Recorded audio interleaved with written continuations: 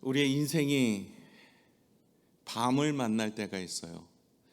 평탄하다가 아무 일 없다가 갑자기 어려움을 겪거나 육신의 질병이 찾아오거나 생각한 것이 이루어지지 않을 때가 찾아옵니다. 이럴 때 인생의 밤이라고 이야기하는데요. 또 이런 일들이 일어나지 않아도 앞으로 일어나지 않을 것이다 라고 볼 수 없어요. 우리가 때로는 이런저런 문제 앞에 놓일 때가 있습니다. 이럴 때 우리가 어떻게 해야 될까요? 우리 믿음의 사람들은 어떤 삶을 살아야 할까요? 오늘 성경은 그 해답을 우리에게 주고 있습니다. 우리가 이 인생의 밤을 만날 때 하나님을 바라보셔야 돼요. 이런 찬양 있잖아요. 괴로울 때 주님의 얼굴 보라. 이런 마음의 고백으로 주님의 얼굴을 바라보는 여러분 되시기를 바랍니다. 제가 더 찬양을 부르지 않는 것이 은혜이기 때문에 이 정도만 부르고 갑니다. 여러분, 우리의 인생에 밤이 찾아오고 어려움이 찾아올 때 여러분 사람을 찾거나 환경에서 무엇을 얻으려고 하지 마세요. 예수님 찾으셔야 됩니다. 주님을 찾아 나왔던 수많은 병든 자들, 외로운 자들, 위로받아야 될 자들은 다 위로받고 치유받고 회복되었습니다. 저와 여러분도 주님 찾고 구하시면 반드시 하나님이 은혜를 베풀어 주십니다. 하나님께서 우리에게 축복을 원하시지만 그러나 때로는 우리가 세상 가운데 길을 걷거나 예배를 드리지 않거나 하나님을 찬미하지 않아서 그로부터 오게 되어지는, 그 죄로부터 오게 되어지는 단절로 고통이 찾아올 때가 있어요. 이렇게 고통이 찾아올 때 우리의 인생에 우상을 내려놓고 그 막힌 담을 허물어야 되지 않겠습니까? 오늘 이 본문에 보시면 이 이스라엘 백성들이 풍요 가운데서 가장 북이스라엘이 호황기를 맞았어요. 사업을 해도 잘 되고 자녀도 잘 자라요. 인생도 참 잘 나가고 있어요. 모든 것이 호황기예요. 이럴 때 위기가 찾아오는 것이 무엇이냐면 신앙의 위기예요. 환경은 좋은데 오히려 더 하나님을 예배할 것 같지만 그렇지 않아요. 더 세상 길을 걸어가요. 좋은 것을 따라가요. 그래서 세상의 쾌락을 따라 그렇게 살아가는 인생이 되어지는 거예요. 하나님을 예배하지 않아요. 안 해도 살만하거든요. 이제 기도하지 않아도 걱정이 별로 없어요. 그러니까 하나님을 더 이상 예배하지 않아요. 하나님이 주신 축복, 그것을 집, 차, 옷, 가정, 친구, 여러 가지 직장들, 건강, 이게 다 하나님이 주신 것인데 이런 것들을 가지고 누리려고 하지 하나님 앞에 감사하며 예배하려고 하지 않는 거예요. 오늘 북이스라엘 백성들이 그런 인생 살고 있는 겁니다. 어리었을 때 그렇게 기도하고 하나님 앞에 구하여서 응답을 받고 축복을 받았는데 그의 인생이 하나님을 예배하지 않는 것입니다. 이로 인하여서 하나님께서는 잘못된 길을 가고 있는 그들, 그러다가 망하는 인생, 그리고 끝내는 지옥에 가기 때문에 하나님께서는 그들을 붙들어서 다시 세우시기를 원하셨어요. 글로 가면 사망의 길이야, 글로 가면 안 돼 라는 경고의 메시지를 주시는 거예요. 누구를 통해서 주시냐면 호세아를 통해서 주십니다. 근데 이게 사람이 말로 하면 잘 안 들으니까 호세아의 삶의 모습을 통해서 그들에게 특별히 집중하도록 만들었어요. 하나님의 백성, 하나님의 사람, 하나님의 선지자가 이 고멜이라는 음란한 여인을 만나서 결혼하는 것, 그로 인하여 사람들이 그를 집중해 보게 되죠. 이 고멜은 바로 자신과 같은 모습인 사람이죠. 하나님과 같이 예배하고 연합됨이 있어야 되는데 세상 길을 걸어가는 음란한 여인 고멜처럼 그런 인생이었어요. 그럼에도 불구하고 호세아는 그 여인을 붙들어 결혼을 하고 다시 도망가면 다시 붙들어 다시 찾아와서 그 가정을 이루어갑니다. 그 호세아를 하나님의 마음으로 우리가 바라봐야 돼요. 그들이 자녀를 낳아요. 그 자녀가 이제 심판의 결과의 모습인데 이스라엘 그러면서 처음은 이제 내가 흩어버리겠다 이런 아들의 이름을 주지요. 로루함마, 내가 이제는 긍휼히 여기지 않을 것이다. 두 번째 딸을 그렇게 주셨어요. 로함미, 세 번째 아들인데 그 아들은 이제 너희는 내 백성이 아니다. 이렇게 너희가 하나님 앞에 돌아오지 않으면 흩어버릴 것이고 긍휼히 여기지 않을 것이고 그리고 내 백성이 되지 않을 것이니 돌아와 다시 하나님 앞에 예배하는 자가 되라고 호세아를 통해서 말씀하고 있는 거예요. 오늘 8절을 보시면 이렇습니다. 우리 8절 본문의 말씀 읽겠습니다. 시작. 곡식과 새 포도주와 기름은 내가 그에게 준 것이요 그들이 바알을 위하여 쓴 은과 금도 내가 그에게 더하여 준 것이거늘 그가 알지 못하도다. 하나님께서 그 바알 우상을 따라 살아가는 인생, 우리는 내가 하나님보다 더 사랑하는 것, 쾌락이나 우리의 여행이나 혹은 세상의 방법이나 세상의 북이나 영화된 삶을 그렇게 추구하는 그런 우리의 인생의 우상. 그러나 이것들은 그것을 따라 살아가는 인생, 그 모든 것, 건강도 그렇고요, 우리의 삶의 축복도 다 하나님이 준 것인데 깨닫지 못하고 감사하지 못하고 오히려 그것을 가지고 세상을 향해 나아가는 이 이스라엘 백성들을 향하여서 하나님은 안타까운 마음에 그들을 바로 심판하는 것이 아니라 호세아를 통해서 너희가 이렇게 살면 심판을 당해 죄의 결과는 이런 모습으로 다가올 거야. 그러니 이제라도 돌이켜서 나에게 오라고 말씀하십니다. 오늘은 이제 너희가 계속해서 우상을 숭배하고 세상 길을 걸어가고 세상의 방법으로 살아가고 하나님을 예배하지 않으면 세 가지 심판이 찾아올 것인데 이 심판 가운데 어떻게 행해야 될지를 우리에게 일러주고 있는 것이죠. 오늘도 저와 여러분이 혹시 이런 세 가지 모습이 우리 가운데 찾아오고 있다면 우리는 하나님을 바라보며 주님을 의지하며 주님께 나아가는 믿음의 모습으로 회개하는 모습이 있어야 할 줄로 믿습니다. 먼저 첫 번째, 하나님을 떠나게 되어지는 인생에게는 이런 고난이 찾아온대요. 수치를 당한다는 거예요. 9절과 10절을 같이 한번 읽겠습니다. 시작. 그러므로 내가 내 곡식을 그것이 익은 계절에 도로 찾으며 내가 내 새 포도주를 그들이 맛들일 시기에 도로 찾으며 또 그들의 벌거벗은 몸을 가릴 내 양털과 내 삶을 빼앗으리라. 이제 내가 그 수치를 그 사랑하는 자의 눈 앞에 드러내리니 그를 내 손에서 건져낼 사람이 없으리라. 여러분, 하나님을 떠난 인생, 죄 가운데 놓이면 가장 먼저 찾아오는 고통이 무엇이냐면 수치를 당한다라는 거예요.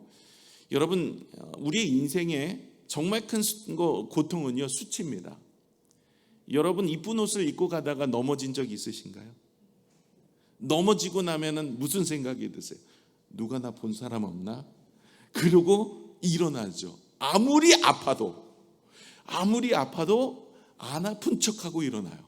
그럼 옆에서 이야기해요. 거기 피나? 그래도 안 아픈 척하고 갑니다. 왜죠? 이게 창피한 거예요. 이 창피한 게 너무나 수치스러운 거예요. 이것보다 아픈 것보다 이게 더 큰 거거든요. 여러분, 뺨을 맞는다라는 것은요, 아픈 것보다도 이 수치가 더 아픈 거예요. 여러분, 우리가 인생에 있어서 이런 수치를 당하게 되는데 이게 죄로부터 오는 수치입니다. 그런데 주님이 이것을 덮어주셨어요. 여러분, 구원이라는 단어는 우리를 건져내다라는 단어긴 한데 무엇에 대해서 죄로부터 건져내는 거예요. 그런데 이 구원의 뜻 안에는 덮어주다라는 의미가 있어요. 무엇을 덮어주냐면 죄의 수치로부터 덮어주다라는 의미를 가지고 있죠. 에덴 동산에서 범죄하였을 때 여러분 기억하세요? 아담과 하와가 죄가 들어오고 나니까 자기가 벗은 줄 알고 수치가 이게 부끄러우니까 무화과 나무 잎을 엮어서 가리게 됩니다. 죄가 들어오면 수치를 당하는 거예요.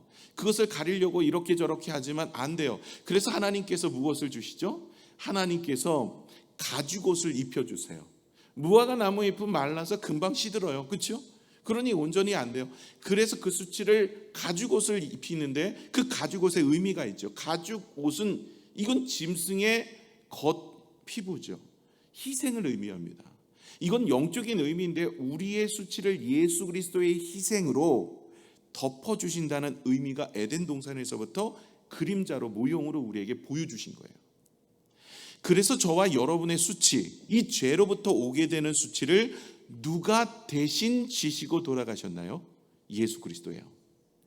그러므로 죄로부터, 우리가 실수로, 우리가 범죄함으로 혹은 세상 길을 걸어갈 때 이로부터 인하여 죄가 들어와서 수치를 당하니까 예수님께서 우리를 위해 십자가에 달려 돌아가시고, 누구든지 주님 앞에 나아가는 자는 그 수치를 면하게 하여 주십니다.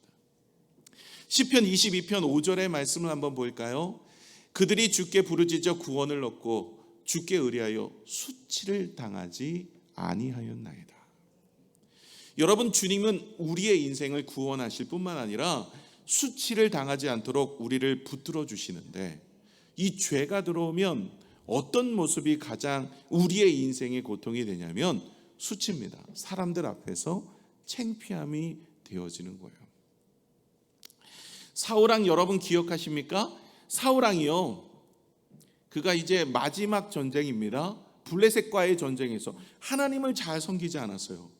40년 기회를 줬는데, 40년 짧은 시간 아니에요. 하나님께서 이스라엘 첫 왕 사울왕을 세워 주었더니 사울왕이 범죄했어요.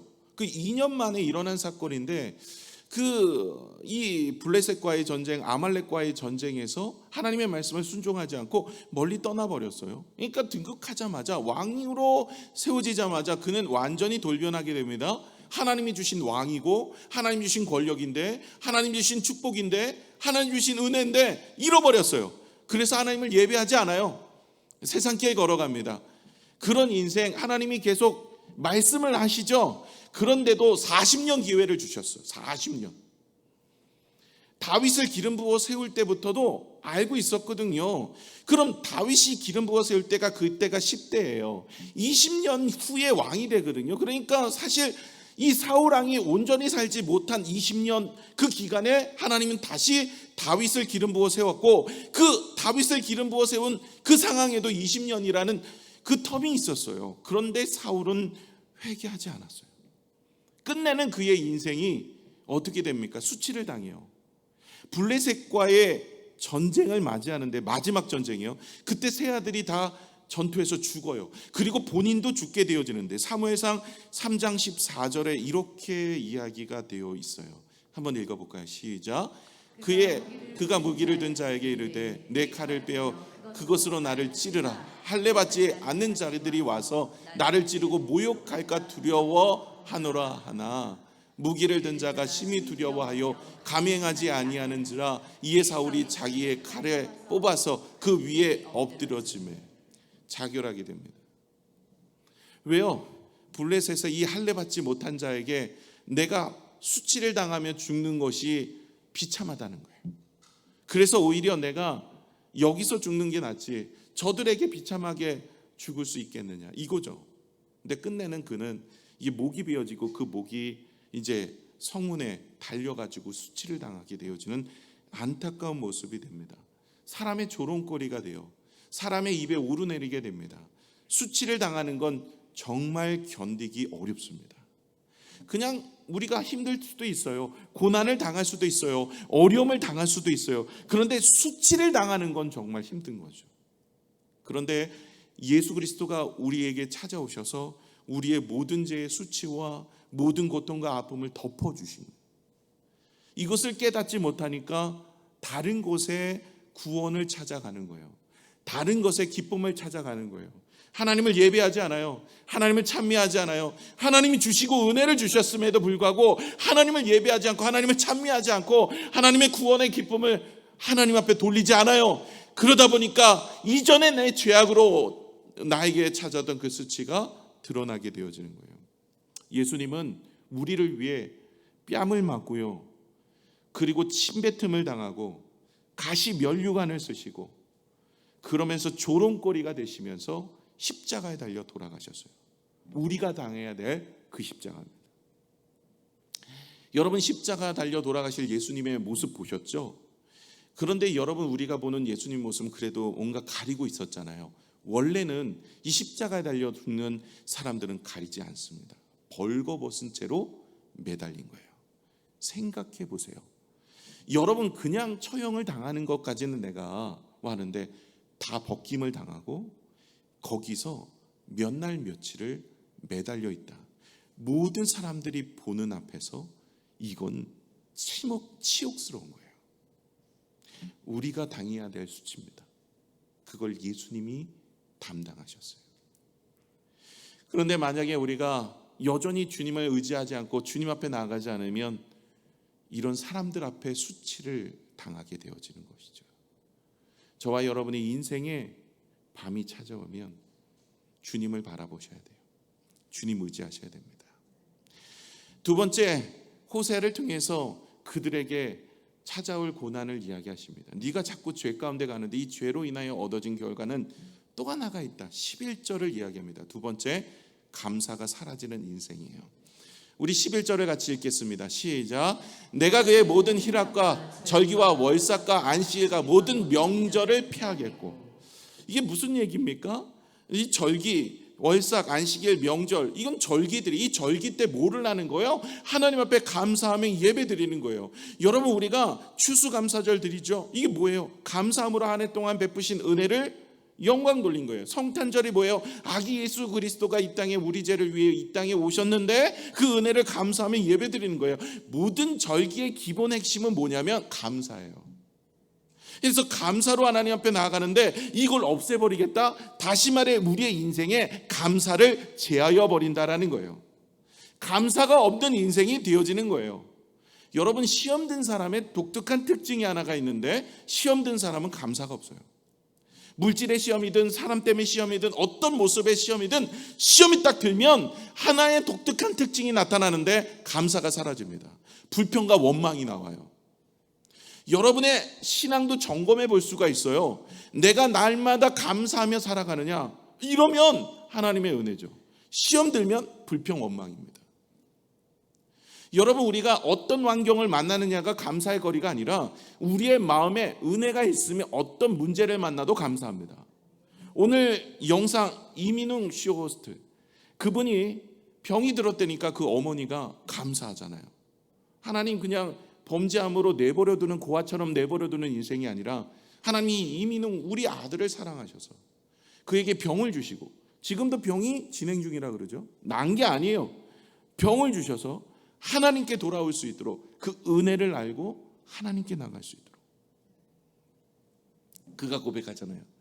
이거 병 쉽게 고쳤으면 다시 예전으로 돌아갔을 것이다. 여러분, 우리 인생이 그런 거예요. 그런데 오히려 감사하잖아요. 내가 정금같이 나오리라. 이게 여러분 은혜 아래 놓여 있는 사람의 모습이고, 시험된 사람은 불평, 원망, 감사가 사라집니다. 여러분, 감사의 꽃이 뭔지 아세요? 찬양이에요. 찬양. 그래서 오늘도 쇼호스트의 어머니가 함께 예배하자, 병 들었는데 예배하자, 감사로 먼저 시작하더니 그렇게 찬양을 불렀다는 거예요. 여러분, 찬양은요 감사의 꽃입니다. 시험된 사람의 독특한 특징은 감사가 없는 거고, 또 하나는 찬양하지 않아요. 근데 은혜 아래 놓여 있는 사람은요 어떤 환경이든 감사가 있고요 입에 찬양이 흘러 퍼지게 됩니다. 여러분, 한 주간 감사와 찬양 얼마나 부르셨어요? 없었다. 시험된 겁니다. 그런데 내 마음에 감사와 찬양이 있으면 은혜가 되죠. 여러분, 사단이 제일 무서워하는 거 뭔지 아세요? 여러분도 안 무서워해요. 사실 예수님도 시험 맞았잖아요. 그 사단은 예수님도 사실 그렇게 두려워하지 않아요. 찾아와서 시험도 주니까. 그런데 가장 두려워하는 게 뭐냐면 찬양입니다. 찬양하면 사단이 떠나갑니다. 아주 싫어합니다. 그래서 여러분 찬양을 많이 하십시오. 이번 한 주간 찬양을 부르십시오. 은혜 가운데 역사가 일어납니다. 어느 날라리 신자가 이 청년이 길을 가다가 사단을 만났어요. 사단을 만났는데 너무나 두려운 거예요. 그런데 생각해 보니까 오늘처럼 목사님이 이 사단이 떠나가는 거는 찬양을 부를 때 떠나간다, 이 얘기가 생각이 난 거예요. 졸다가 들었던 거죠. 예, 거의 안 깨어 있어요. 거의 졸고 있는데 졸다가 갑자기 그 생각이 나는 거예요. 그래갖고 찬양을 부르려고 했더니 날라리 신자이기 때문에 찬양이 생각이 안 나. 불러봤어야지. 찬양 부를 때 입 다물고 그냥 이러고 있던 친구니까 뭐 찬양이 생각이 안 나. 근데 하나 찬양이 생각나더래. 그래서 그 사단을 향해서 찬양을 불러줘. 당신은 사랑받기 위해 태어난 사람. 이 찬양을 불러줬어요. 그랬더니 사단이 재수 없다고 떠나가더래. 어쨌든 찬양을 부르면 떠나갑니다. 여러분, 우리가 사단을 물리칠 수 있는 건 찬양이에요. 근데 이 찬양은 감사의 꽃이에요. 오늘도 저와 여러분의 인생에 밤이 찾아오면 감사와 찬양을 해야 돼요. 그런데 여러분, 죄가 찾아오면 내 인생에 무엇이 있어요? 불평, 원망, 감사가 없어요. 찬양이 떠나가요. 시험 든 사람들의 공통점이에요. 여러분, 우리가 감사하는 인생이 되셔야 돼요.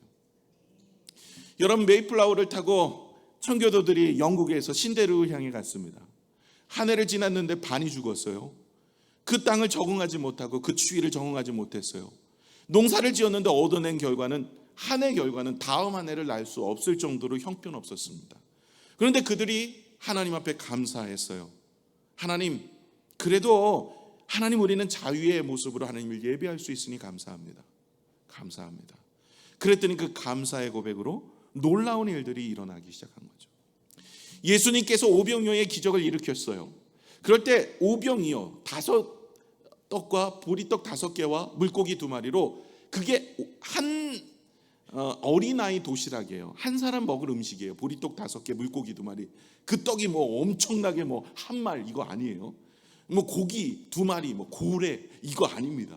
그냥 생선 조그만 거. 이게 한 끼 먹을 음식이에요. 어린아이가. 그걸 주님께 드린 건데, 이것을 가져다가 장정만 5,000명, 남녀노소 2만 명을 먹여야 돼. 여러분 같으면 어떤 생각이 드세요? 이거 가지고 뭘 하라는 거야? 불평 나올 수 있겠죠. 그런데 주님은 다 앉혀놓게 하시고 축사하고 떼어줍니다. 축사가 뭐예요? 감사의 기도예요. 하나님, 우리에게 보리떡 5개, 물고기 2마리 주신 거 감사합니다. 이 음식으로 하나님, 우리가 배불리 먹고 남음이 있기를 원합니다. 하나님, 이거 음식 주시니 감사합니다. 그리고 시작한 거예요. 여러분, 예수님이 제자들과 사람들에게 무엇을 가르쳤을까요? 감사의 놀라운 역사가 어떻게 일어난지를 가르쳐 주신 거예요. 여러분, 감사와 찬양이 빼앗긴 인생은요, 그건 죄 가운데 놓인 인생이에요. 그것이 우리가 감사와 찬양으로 바꾼다면 은혜가 됩니다. 빌립보에서 바울과 실라가 매를 맞고 고초를 당하고 감옥에 들어갔어요. 그런데 그곳에 이 바울과 실라가 감사와 찬양을 고백하니까 옥문이 열리고 작고가 풀리는, 그러나 그들에게 그런 기적을 통해서 간수가 회복되고 죄수들이 변화되는 놀라운 역사를 허락하여 주셨어요. 기적이 일어나는 거죠. 여러분, 이와 같이 어떨 때 기적이 일어납니까? 감사와 찬양이 일어날 때 기적이 일어나요. 그런데 죄가 들어오면 먼저 수치를 당하고, 두 번째가 감사와 찬양이 떠나가서 늘 좋은 환경과 좋은 모습이 있는데도 불평과 원망이 일어나는 거예요. 먹어도 마셔도 기쁨이 없어요. 우울증이 찾아와요. 내일 아침 일어나는 게 싫어요. 살아가는 것 자체가 내가 왜 살아가는지 몰라요. 이게 죄에 대한 결과예요. 그래서 수많은 사람들이 우울증으로 지금도 시달리고 있는 거예요. 이건 돈이 많아서도 아니에요. 여러분, 총수들 자녀들 자살하는 거 많이 보셨잖아요. 현대도 그렇고 삼성도. 이 사람들을 왜 그럴까요? 사실 행복도를 따지면 저는요, 그 총수들보다 행복해요. 아니, 저는 뭐 매일 탕수육 먹을 만한 돈은 없어도 그래도 행복해요. 은혜예요. 하나님이 주신 은혜. 오늘도 하나님이 주신 기쁨이 내 안에 있어요. 세상에 빼앗아 갈 수 없는, 세상이 줄 수 없는 그 기쁨이 우리 안에 있어요. 예수님 안에 그 기쁨이 있어요. 우리의 인생에 밤이 찾아오면, 우울증 때문에, 문제 때문에, 상황 때문에 내가 하루도 견디기 어려운 인생이 찾아오면 주님의 얼굴을 보셔야 돼요. 주님이 우리의 인생에 은혜로 회복하실 줄로 믿습니다. 세 번째, 죄로 인한 결과가 무엇이냐면 12절에서 13절입니다. 우리 같이 12, 13절 읽겠습니다. 시작. 그가 전에 이르기를 이것은 나를 사랑하는 자들이 내게 준 값이라 하던 그 포도나무와 무화과 나무를 거칠게 하여 수풀이 되게 하며 들짐승들에게 먹게 하리라. 그가 그 매물로 장식하고 그가 사랑하는 자를 따라가서 나를 잊어버리고 향을 살라 바알들 섬긴 시일대로 내가 그에게 벌을 주리라. 여호와의 말씀입니다. 여러분, 먼저 12절에 누구나 열심히 살아갑니다. 인생에 최선을 다하지 않는 사람 없어요.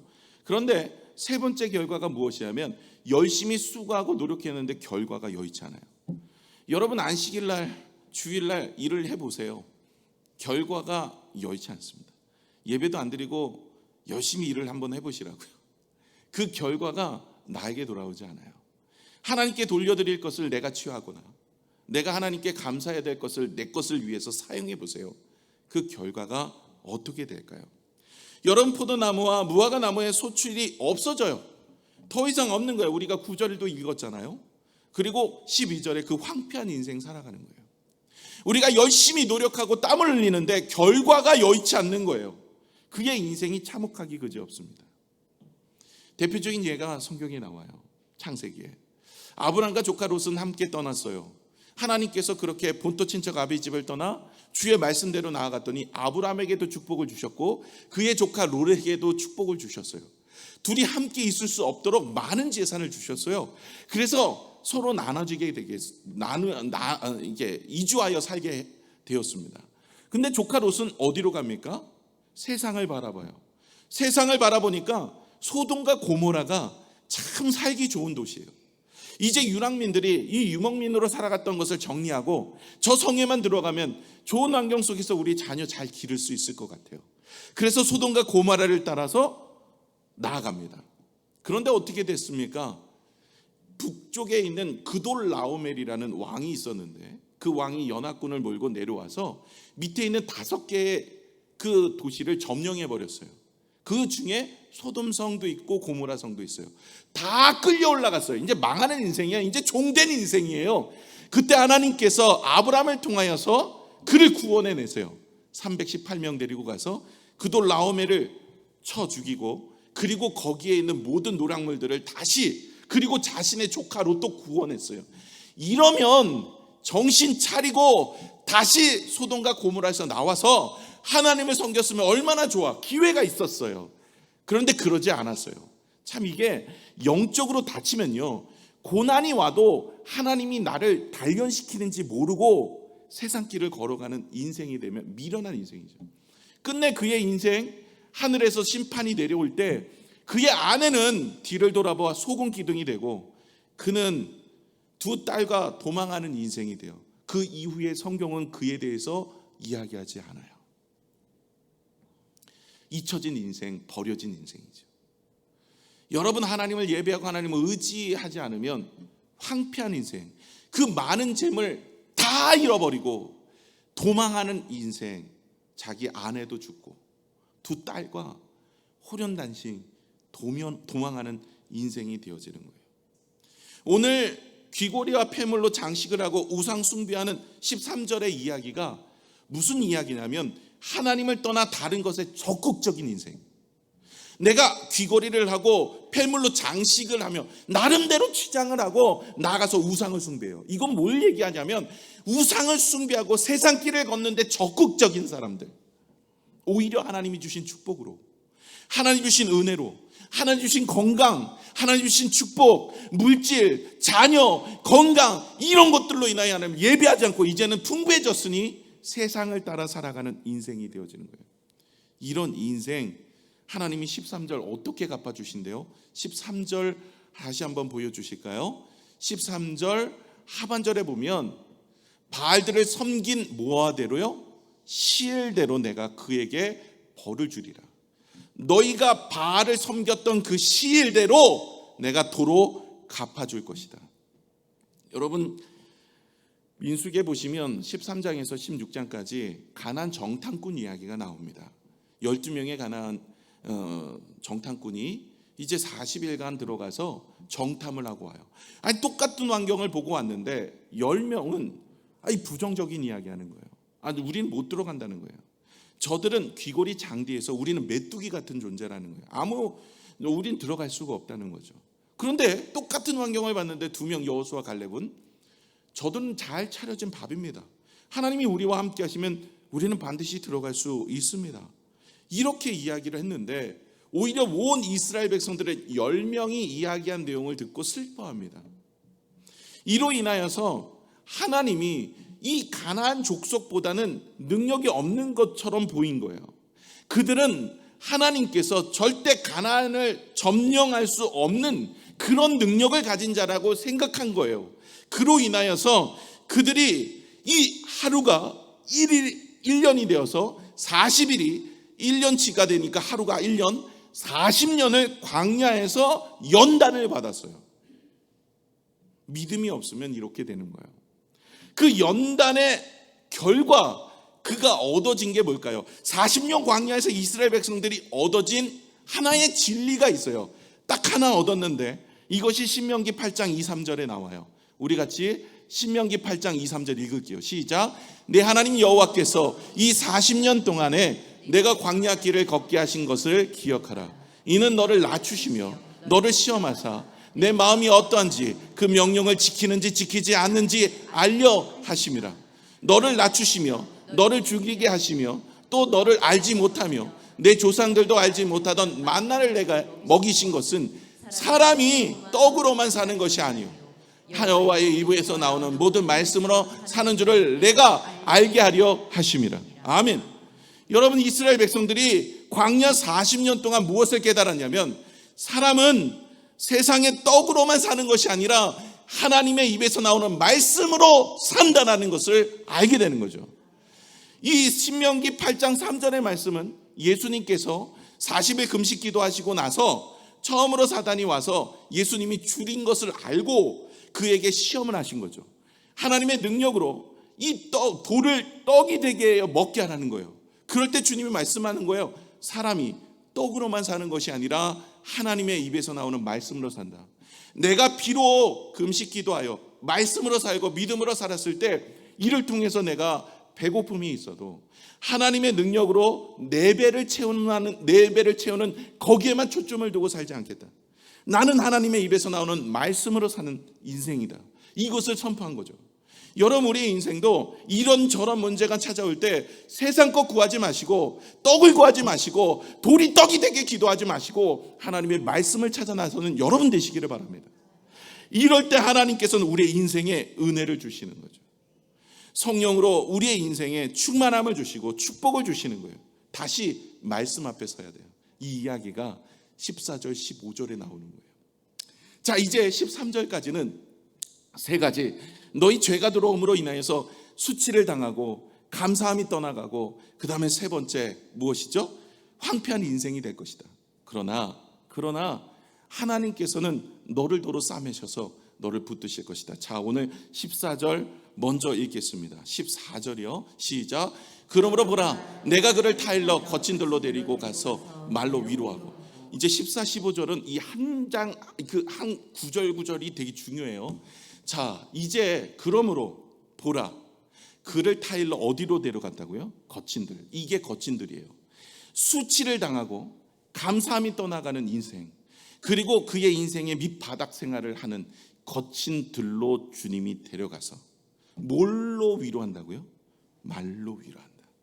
다시 말해 하나님의 말씀으로 우리를 위로한다는 거예요.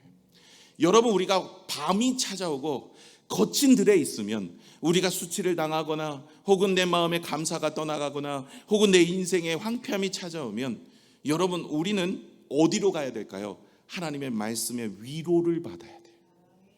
오직 말씀으로 회복되는 자리로 나오셔야지 자꾸만 회복되면 교회 갈게요, 안 돼요. 회복되기 위해 교회 오는 거예요. 하나님의 말씀으로 예배하며 하나님께 나아가면 은혜가 되는 줄로 믿습니다. 오늘도 성경은 말씀으로, 그 말로 위로한대잖아요. 말로, 하나님의 말씀으로 위로하지 다른 것으로 우리의 인생이 위로가 안 돼요. 풍랑을 만날 때 주님의 말씀을 들으셔야죠. 여러분, 베드로가 자신의 믿음을 자신했어요. 예수님, 다른 사람은 몰라도 저 믿음이 굉장합니다. 내가 절대로 다 다른 사람이 도망하여도 주님, 내 목에 칼이 들어와도 내가 죽어도 주님 부인하지 않겠다. 아니야, 너 이 오늘 저녁 다 굴기 전에 너 나를 3번 부인할 거야. 아이, 예수님, 내 믿음이 괜찮다니까요. 제가 3년 동안 주님하고 배운 게 얼마나 많습니까? 절대 주님 부인하지 않겠습니다. 자신의 믿음을 자신했어요. 정말 닭이 2번 울기 전에 3번 부인하고 욕하고 떠나가는 인생이 되어진 거예요. 그 환경이 닥치니까, 인생의 밤이 찾아오니까 자신의 믿음이 형편없었다는 것을 압니다. 깨닫게 돼요. 그때 주님이 베드로에게 찾아가서 말로 위로하십니다. 말씀으로 위로하십니다. 네가 나를 사랑하느냐. 3번 부르시고 하나님께서는 그에게 사명을 주십니다. 다른 게 없어요. 하나님은 찾아가셔서 말씀으로 위로하시고 그를 다시 세우셔서 놀라운 일들을 이루어 가시는 거예요. 여러분, 우리의 믿음 자신하지 마세요. 풍랑을 만나고 인생의 밤이 찾아오면요, 우리도 넘어질 수 있습니다. 이럴 때 주님의 말씀을 가까이 하고 늘 주님 앞에 나아가는 믿음의 모습이 되셔야 돼요. 예배를 통해서, 오직 말씀을 통해서만이 우리가 회복될 수 있습니다. 근데 여기가 끝이 아니에요. 15절을 같이 한번 읽을게요. 15절을 함께 읽겠습니다. 시작. 거기서 비로소 그의 포도원을 그에게 주고. 어디서요? 거기서가 어디예요? 바로 이 거친 들에서 말씀으로 위로받는 거기서 비로소 뭐라고요? 그의 포도원을 그에게 주고. 어디예요? 아골 골짜기로 소망의 몸을 삼아 주리니 그가 거기서 응대하기를 어렸을 때 애굽 땅에서 올라오던 날과 같이 하리라. 이게 중요해요. 자, 거기서 뭐를 줘요? 포도원을 그에게 줍니다. 하나님께서 다시 그의 인생에 회복을 주시고 그의 인생에 포도원을 맡겨주시는데 어디서요? 아골 골짜기. 이 아골 골짜기가 어디냐는 거예요. 여러분, 아골 골짜기 어디예요? 아골 골짜기 저기 청라 사거리를 좀 가면 여기 굴포천 넘어가 거긴가요? 아골 골짜기가는 것이 성경에 나오는데, 이 거슬러 올라가면 이 골짜기가 어딘지 의미를 알아야 이 이야기가 풀리죠. 아골 골짜기가 소망의 문이 된대요. 이게 도대체 무슨 말이냐? 갑자기 왜 아골 골짜기가 나와? 근데 이 아골 골짜기는요, 여러분, 이스라엘 백성들이 가나안 땅을 입성할 때 제 첫 성이 여리고성이 무너졌어요. 그죠? 여리고성 누가 무너뜨렸어요? 내가 무너뜨린 건 아니야. 그죠? 여리고성 주님이 무너뜨렸어요. 그런데 주님이 명령하시기를 그 성 안에 있는 모든 재물은 가져가서는 안 된다. 이렇게 했는데 거기 아간이라는 사람이 거기 신할의 외투와 은금을 취하였어요. 이로 인하여서 그 다음 성인 아이선 전투에서 패망합니다. 이 아이선 전투에서 패망하고 나니까 여호수아가 이게 도대체 무슨 일이냐 그랬더니 죄가 들어온 거예요. 그 죄가, 이 아간이라는 자가 불순종함으로 인하여 자기의 것을 취한 죄가 들통이 났어요. 이 아간을 돌로 쳐 죽이는데 그 돌로 쳐 죽인 장소가 아골 골짜기예요. 죄를 결단한 장소. 다시 말해 아골 골짜기에서 소망의 문을 낸다는 얘기는 우리가 거친 들에서 우리가 때로는 이런 어둠의 인생의 터널을 만나고 수치를 당할 때도 있고 감사가 떠나가서 우울증에 걸릴 때도 있고 황폐한 인생으로 사업이 망할 때도 있고 이런 인생을 맞이할 때 하나님은 말씀으로 위로하시는데, 위로한 다음에 우리가 아골 골짜기, 다시 말해 죄를 덮어버린 회개의 모습으로 나아가는 자에게 소망의 길을 열어주시는 거예요. 여러분, 지난주에도 말씀을 드렸지만 죄 위에 은혜를 주시잖아요. 반드시 회개 위에 은혜를 주시는 거예요. 그래서 아골 골짜기에서 소망의 문으로 인도하여 주시는데 어떤 것처럼 하겠다고요? 우리 다시 한번 15절 하반절을 다시 보여주실래요? 여기에 보시면 아골 골짜기로 소망의 문을 삼아 주리니 그가 거기서 어떻게 나오는데요? 응대하기를 어렸을 때 애굽 땅에서 올라오던 날과 같이. 애굽 땅에서 출애굽할 때 마지막이 6월절이에요. 이 6월절에서 예수 그리스도의 어린 양의 피로 인하여 구원에 이르는 그 은혜를 경험하는 거예요. 다시 말해 여러분, 애굽에서 올라오던 날 다시 이것을 기억하라는 얘기는 십자가를 바라보며 하나님의 은혜 가운데서 우리가 구원을 입은 자의 모습으로 회복되는 거예요.